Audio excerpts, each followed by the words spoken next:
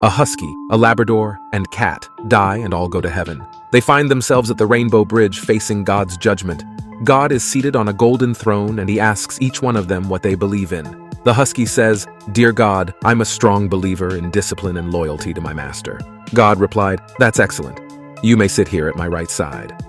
Then God asks the same question to the Labrador. The Labrador thinks for a moment and then says, "Dear God, I believe in love, care, and the protection of my master and his family." "That's very good," said God. "You may sit here at my left side." God then looks at the cat. He smiles and then says, And what is it you believe in?" After a few moments, the cat looks at the God suspiciously and says, "I believe you're sitting in my chair."